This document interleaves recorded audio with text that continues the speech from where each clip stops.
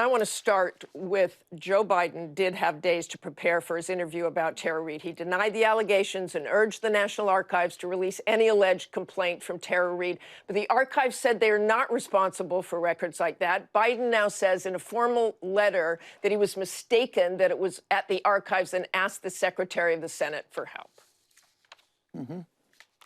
Joe Biden has been very clear, Martha, that this did not happen. He was forceful in that, and he's been equally clear that when women come forward with complaints of this nature, they should be taken seriously. Their complaints should be investigated. They should be treated with dignity, and he's done exactly that. He called for the Senate to release any documents they have. She indicated that she filed a complaint. Joe Biden wants that complaint released. He is an open book. He understands that it's important for the information to get out. But Mr. Perez, I want to stop you right there. Biden also says he will not release documents from his years in the Senate, now at the University of Delaware, because they don't contain personnel matters. And he kind of brushed aside suggestions that a search be done of just Tara Reade's name in those documents. The New York Times editorial board called for the DNC to convene an unbiased, apolitical panel to review portions of Biden's papers, saying his word is insufficient to dispel the cloud. Your communications director has called that idea absurd. Why?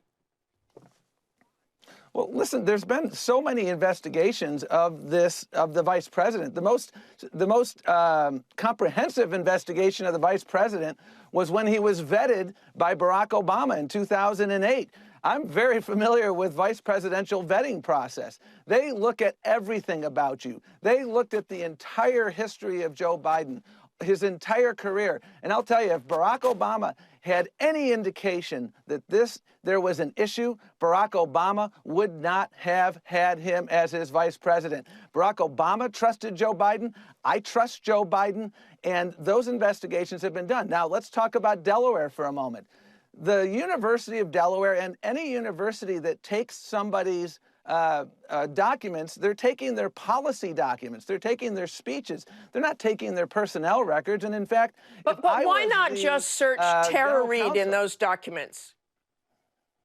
This is like the Hillary emails, because there was nothing there. And the reason is, if I'm going, I worked on the Senate Judiciary Committee in 1995.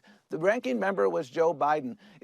I wasn't working for Joe Biden, I was working for Senator Kennedy. If you want to see my personnel records, you don't go to the Kennedy Institute. That's not where they go. And so when you ask the University of Delaware to take a look at something, you're asking them to look for something that doesn't exist. And the fact of the matter is that the President of the United States, the former President, Barack Obama, conducted an exhaustive search. And that was 2008. Open book. I want to move on, and I want to move on to the campaign and how you campaign. President Trump has said he wants to go out and do some massive rallies over the next few months. Will Joe Biden go out on the campaign trail again? We're going to make sure we do everything in a safe and intelligent manner. We have changed our tactics. We have been out in the field digitally. We have our digital clipboards out. We won a very important race recently in Wisconsin because we out-hustled the other side. We have been texting millions of people. We've been out there digitally organizing. We've trained 7,000 digital organizers at the DNC in the last 6 weeks. When the situation clears, we will be out. But we are not going to put voters in harm's way. We won't do that until it is appropriate to do so. But in the meantime, we are actively hiring. Our battleground buildup continues. I am so excited about this vice president. This election, Martha, is about trust. Who can you trust to dig us out of this mess? This president has been chronically inept at handling this coronavirus. We have less than 5% of the world's population.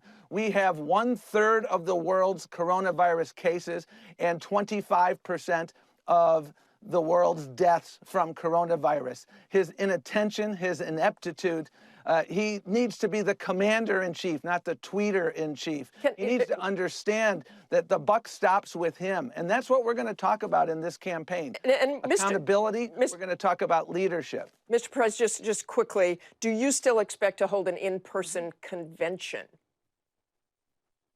We do. And we're not going to put our public health head in the sand, but I'm optimistic that we can do so because we've put it off for 5 weeks. We're working with all of the public health experts, state, federal, local, and I'm excited about Milwaukee. I'm excited about Wisconsin. I'm excited about this election, and I'm excited about making sure that Joe Biden has an opportunity to show what he's fighting for. This is an election about trust. Who can you trust to dig us out of this horrible economic mess? 30 million people losing their jobs in the last 6 weeks, in no small measure because of the ineptitude of this president. This is okay, about Mr. Perez, trust. I'm going to have to stop you there. People trust Joe Biden. Okay, thank you very much for joining us this morning, Mr. Thank you Perez so much. and Ms. McDaniel. Hi, everyone. George Stephanopoulos here. Thanks for checking out the ABC News YouTube channel. If you'd like to get more videos, show highlights, and watch live event coverage, click on the right over here to subscribe to our channel. And don't forget to download the ABC News app for breaking news alerts. Thanks for watching.